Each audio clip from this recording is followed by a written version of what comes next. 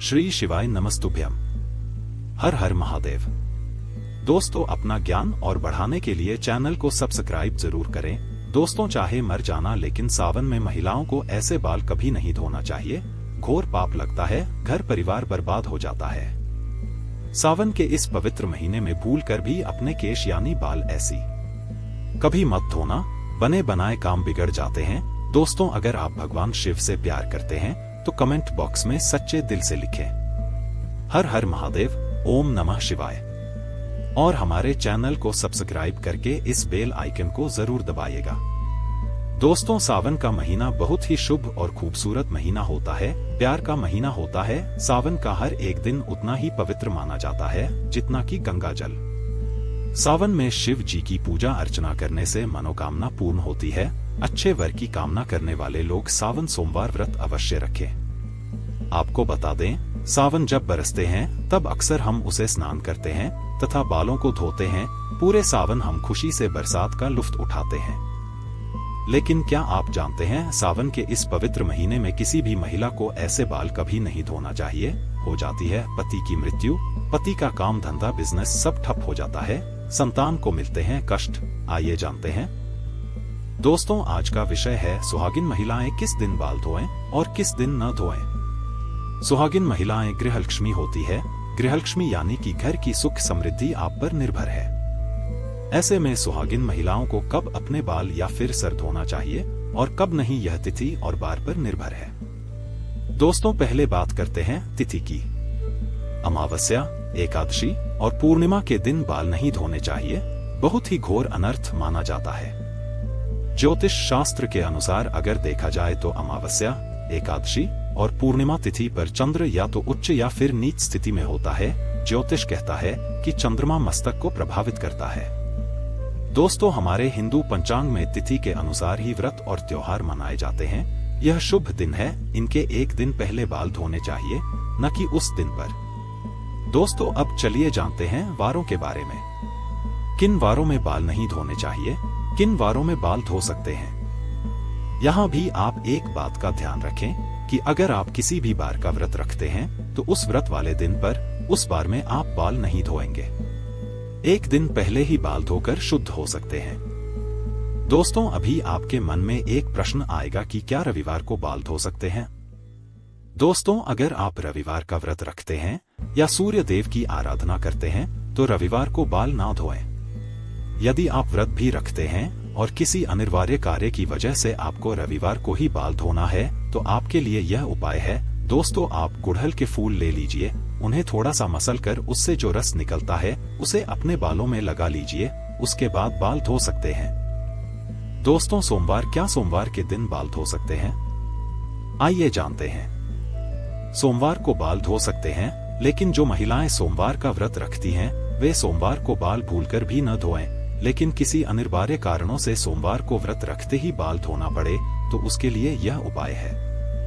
दोस्तों, पलाश के फूलों को अपने हाथों से मसल कर फिर उसे अपने बालों में लगाकर बाल धो लीजिए। इससे आपके ऊपर बनने वाली अशुभता शुभता में बदल जाएगी और आप बाल धो सकते हैं। इससे आपको शिव के क्रोध का सामना नहीं करना पड़ेगा। दोस्तों, मंगलवार को बाल नहीं धोने चाहिए। माना जाता है कि इस दिन बाल धोने से आर्थिक परेशानियों का सामना करना पड़ सकता है। साथ ही साथ विवाहित जीवन में भी बाधाएं आने लगती है।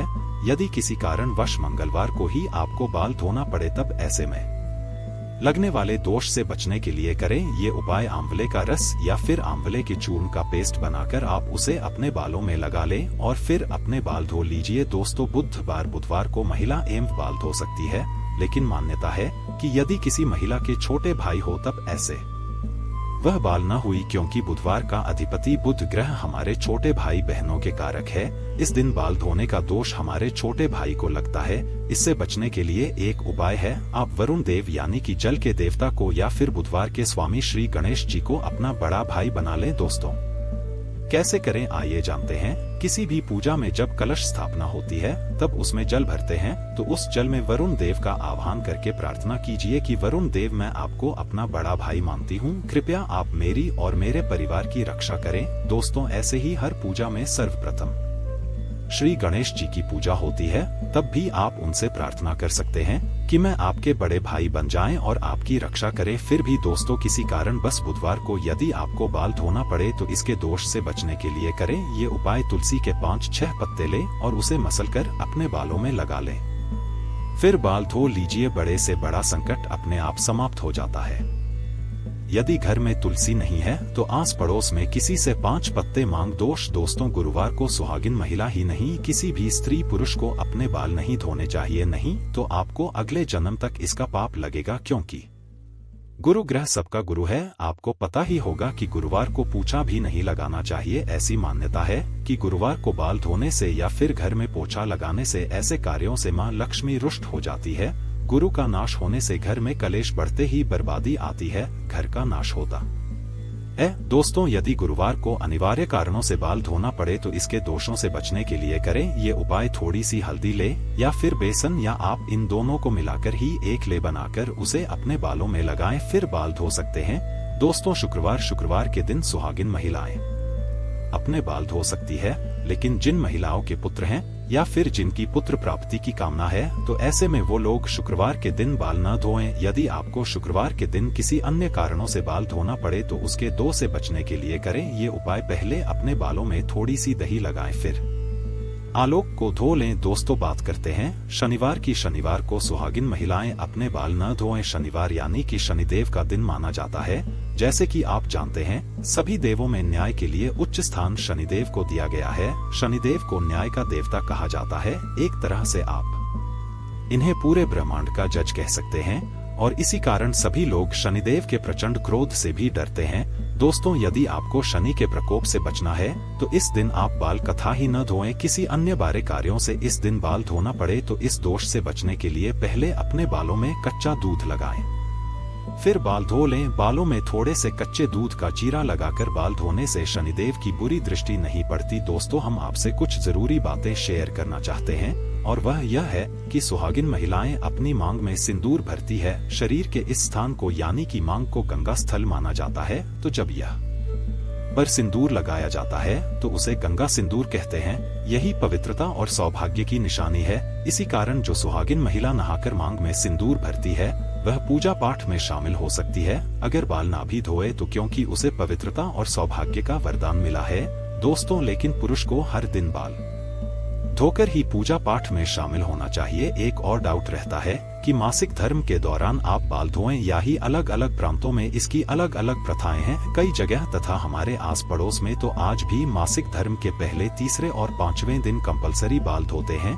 इसमें तिथि या बार बिल्कुल नहीं देखा जाता। दोस्तों वही डिलीवरी के बाद तुरंत, आप तो जानते ही हैं कि माँ को बाल धोने ही क्या नहाने भी नहीं देते। 11वें दिन बाल धोए जाते हैं, लेकिन इस विषय में बार और तिथि का आप जरूर ख्याल रखें। दोस्तों आगे माता सीता कहती हैं किसी भी सुहागिन महिलाओं को ये 5 बातें पता होनी चाहिए, नहीं तो आपको तथा आपके पति को कभी भी मान सम्मान नहीं मिलेगा। आइए जानते हैं। माता सीता कहती हैं इस स्त्री को सदैव अपने बाल बांधकर रखना चाहिए, क्योंकि बंधे हुए बाल रिश्तों को बांधकर रखते हैं। स्त्रियों के खुले बाल घर का विनाश करते हैं, जो कि इसका वर्णन महाभारत काल में मिलता है। खुले बाल नकारात्मक शक्तियों को आकर्षित करते हैं। पूर्णिमा और अमावस्या के दिन बालों को कभी खुला न रखे कहते हैं। इस दिन भूत प्रेत या कोई भी गलत ऊर्जा आपके खुले बाल होने से आपको अपना शिकार बना सकती है। माता सीता ने दूसरी बात बताई थी, कभी भी सुहागिन महिला को पति के बगैर बाहर नहीं ही जाना चाहिए। इसे तत्काल बहुत ही घोर अनर्थ माना जाता है। माता सीता की तीसरी बार किसी भी स्त्री को अपने घर की गुप्त बातें बाहर नहीं कहनी चाहिए, इससे उल्टा आपके घर का विनाश हो जाएगा। पड़ोसी के घर भी किसी भी सुहागिन महिलाओं को ज्यादा समय के लिए नहीं जाना चाहिए, ज्यादा तालमेल नहीं रखना चाहिए। माता सीता की चौथी बार शादीशुदा महिलाओं को अपनी मांग सदैव भरनी चाहिए। जितनी लंबी आपकी मांग होगी उतनी ही आपके पति की उम्र बढ़ेगी, आपके पति को मान सम्मान मिलेगा। जो स्त्री अपनी मांग का सिंदूर छुपाती है या थोड़ा सा लगाती है, उसका पति भी समाज में छुप जाए। ऐसी महिला का पति हमेशा हार का मुंह देखता है। माता सीता ने बताया कि 5 भी बात सुहागिन महिलाओं को अपने पति की कोई भी निशानी कभी किसी को नहीं देना चाहिए, इससे पति की मृत्यु निकट भविष्य में हो जाती है। पति की कोई भी निशानी पत्नी को सदैव दिल से लगाकर रखना चाहिए। दोस्तों अंत में माता सीता कहे आती हैं। इस तरह को सदैव अपने पति यानी कि परमेश्वर के पांव अवश्य दबाना चाहिए। पुरुष के घुटने से लेकर पिंडली तक का भाग शनि का होता है तथा स्त्री के कलाई से लेकर उंगली तक का भाग शुक्र तो होता है। और जब भी शनि पर शुक्र का प्रभाव पड़ता है तो धन की प्राप्ति का योग बनता है। अतः स्त्री को प्रतिदिन अपने पति के पैर दबाने चाहिए दोस्तों। इसीलिए हमेशा आपने देखा होगा कि लक्ष्मी जी भगवान विष्णु के पैर दबाती रहती हैं और इसी कारण बहुत धन की देवी हैं, क्योंकि ऐसा योग्य धन की वर्षा करता है। दोस्तों, अगर आप सच्चे दिल से माता लक्ष्मी को अपने घर पर बुलाना चाहते हैं तो कमेंट बॉक्स में लिखें जय माता लक्ष्मी।